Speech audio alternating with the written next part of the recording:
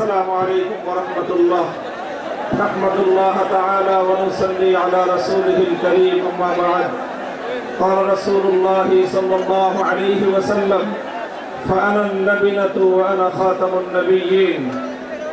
সম্মিলিত খতমে নবুয়ত পরিষদের উদ্যোগে আয়োজিত আজকের এই খতমে নবুয়ত মহাসম্মেলনে উপস্থিত সংগ্রামী সভাপতি, উপস্থিত বিশ্ব উম্মতে মুসলিমার বরেণ্য উলামায়ে কেরাম, সমবেত নবী প্রেমিক তাওহীদি জনতার এই বিশাল বাদ ভাঙ্গা জনস্রোত এবং জনসমুদ্র, আমরা বলতে চাই পরিষ্কার ভাষায়, আল্লাহ পাক রব্বুল ইজ্জত নবুয়তের যেই প্রাসাদকে পূর্ণ করেছেন, সেই প্রাসাদের সর্বশেষ সুমহান অংশ এবং তার ঈদ বলে মুহাম্মদ সাল্লাল্লাহু আলাইহি ওয়াসাল্লাম নিজেকে ঘোষণা করেছেন।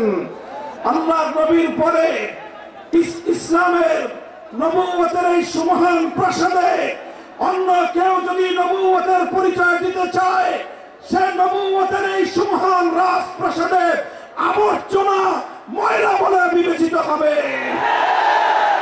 ইতিহাসের ঘৃণিত ময়লা আবর্জনা কুখ্যাত গোলাম আহমদ কাদিয়ানী এবং তার অনুসারীদেরকে বাংলার রাষ্ট্রে কাফের ঘোষণা দেখতে চাই।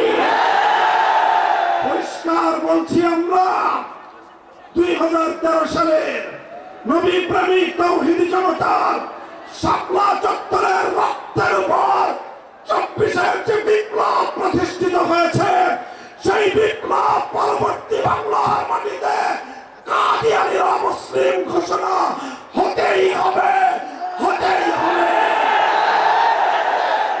সরকারগুলোকে বলতে চাই, আমাদের পূর্বপুরুষ খতিব ওবায়দুল হক, শাইখুল হাদিস আল্লামা আজিজুল হক, সৈয়দ ফজলুল করিম পীর সাহেব চরমনাই, মুফতি ফজলুল হক আমিনী থেকে আল্লামা আহমদ শফি রহমতুল্লাহ আলাইহি, জুনায়েদ বাবু নগরী, সকলেই কাদিয়ানীদের খতমে নবুয়ত, এই কাদিয়ানীদের অমুসলিম রাষ্ট্রীয় ঘোষণা শুনে যেতে চেয়েছেন, দেখে যেতে চেয়েছেন।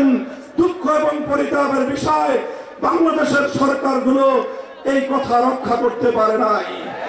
আমাদের আমির হেফাজত আল্লামা মুহিবুল্লাহ বাবু নগরী হায়াতে আছেন, তার নেতৃত্বে পীর সাহেব মধুপুর যেটা তুলেছেন, এবার কাদিয়ানীদের অমুসলিম ঘোষণা দাবি আদায় করার জন্য যদি প্রয়োজন হয়, আবার 5 মের মতো ঢাকা অবরোধ করতে হবে।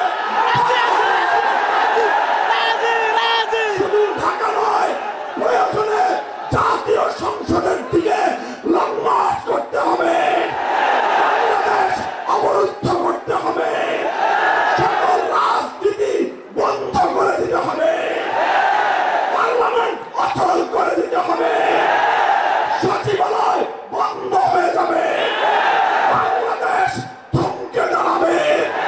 কাদিয়ানীদের অমুসলিম ঘোষণার দাবি আদায় করতে হবে। রক্ত দিতে হলে রক্ত দিতে হবে। জীবন দেওয়ার জন্য, খতমে নবুয়তের দাবি আদায়ের জন্য মাথায় কাফনের কাপড় বেঁধে শহীদ ঈদগাহে যেতে কারা প্রস্তুত? দাবি আদায় হবে। আর যদি সরকারগুলো দাবি আদায় করতে ব্যর্থ হয়, আগামী দিনে আমরা পার্লামেন্ট গঠন করব, আমরা ক্ষমতায় যাব, আমরা কাদিয়ানীদেরকে জাতীয় সংসদে আইন পাস করে কাফের ঘোষণা করব, অমুসলিম ঘোষণা করব ইনশাআল্লাহ।